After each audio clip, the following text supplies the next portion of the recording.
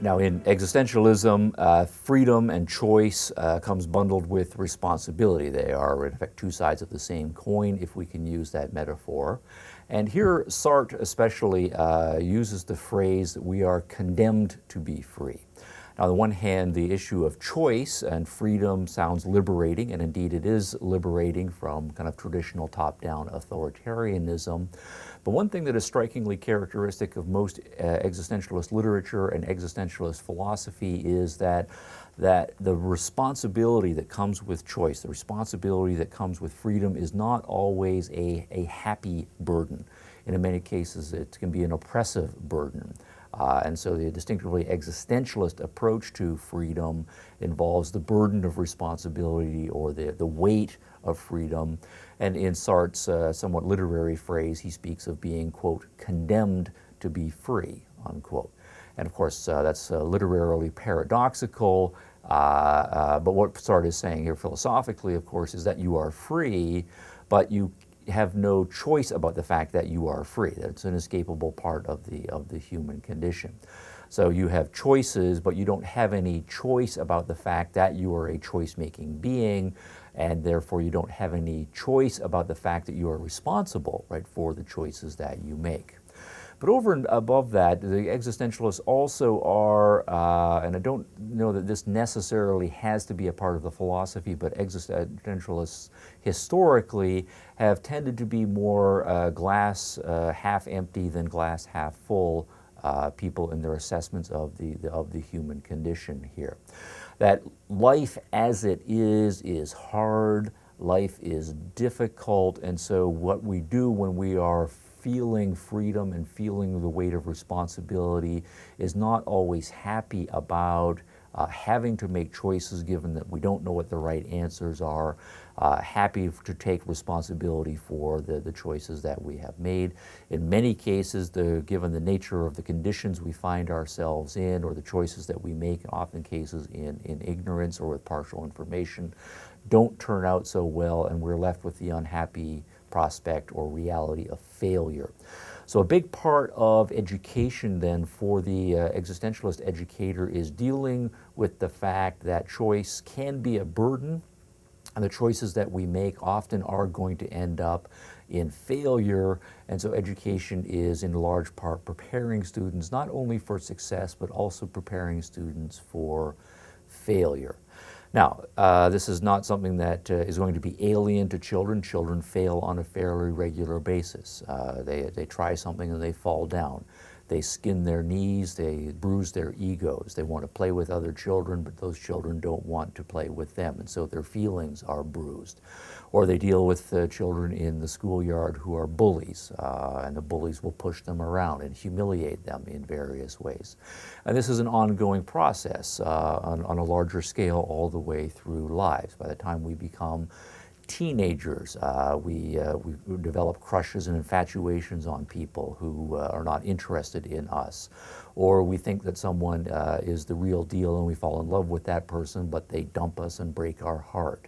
And so forth. We commit to certain goals in college and in our careers, but those fail. We start a business, that fails. We get married, that ends up in divorce. We have children, the kids don't, after they grow up, call us on Mother's Day and Father's Day, and so forth. So life, as well as the things that give us pleasure and contentment, does have a large measure of disappointment, failure, and in many cases outright brutality, and so we do have to build that into our approach to life as well. Now, this is in part a matter of dealing with the fact that when we are children, from the existentialist educator's perspective, that we have unrealistically optimistic assessments about what our lives as adults are going to be like. If we think, for example, of the little boys who love basketball, and 98% of them are absolutely convinced that they're going to make it in professional basketball. Well, the reality is, for the vast majority of them, that they're not going to be tall enough, or they're not going to be quick enough, or they're just not going to have the skills. They're going to be cut from the team by the time they get to high school. So what we should be doing is not puffing up the little kids and giving them these unrealistic fairy tale expectations that of course they're all going to be awesome athletes by the time they're adults. They're not going to be. How do we get students to have a realistic assessment that the more likely option here is going to be failure and disappointment rather than actual success? That has to be part of our job as teachers from the existentialist perspective.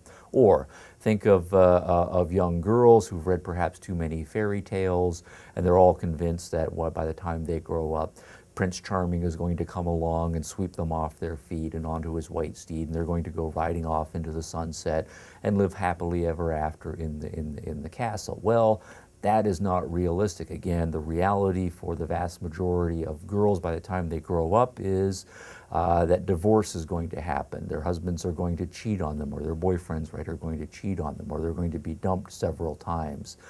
That is the reality of adult life. And so it's not Prince Charming who's going to come along. At best, they can hope for Prince Pretty Good.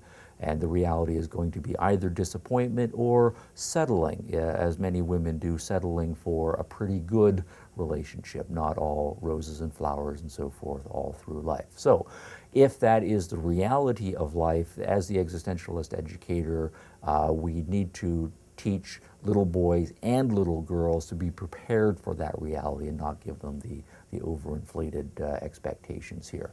And what this means, if we're going to teach students the theme of responsibility, taking responsibility for the choices one makes means being prepared not only for success but also for failure.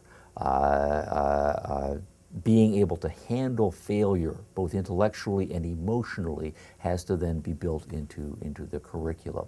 Now, just to give a couple of examples here, when we talk about the weight of adult responsibility, we don't know, for example, if we're playing teams, team sports, it gets down to the last minute or so, and the game is very close and your team is behind. Almost every team knows that there are go-to guys, as they're sometimes called, guys who we want to feed the ball so that they can take the shot in the last few seconds, and they're not going to fold. Right? If they're standing at the foul line and they've got the free shot, they can handle the responsibility of taking the shot when the game is on the line. Not everybody can do that.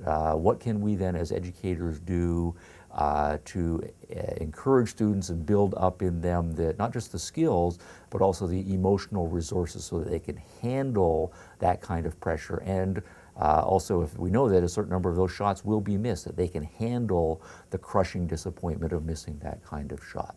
We do know also in the business world, there are lots of people who can make decisions, but there are very few people, it turns out, who can make the decision, say, to start a new business, right? That entrepreneurial ability to take that leap into starting something fresh with the realization that in many cases that entrepreneurial leap is going to end up in failure. And the reality is that most businesses that are started up do end in failure.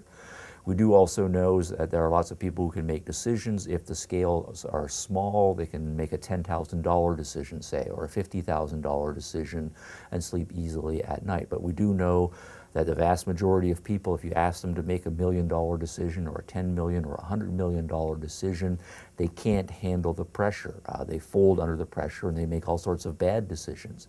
It's a very few people who seem to be able to rise to the occasion, make a $100 million decision and go home and sleep like a baby, whether that decision is going to play out for good or for ill. So if we are then going to be preparing our students for $50 million and $100 million decisions, many of those decisions are going to end up in failure. How do we develop in our students the ability, the emotional resources to be able to make those responsible decisions for good or for ill? That has to be a forthright and explicit part of our responsibility as educators.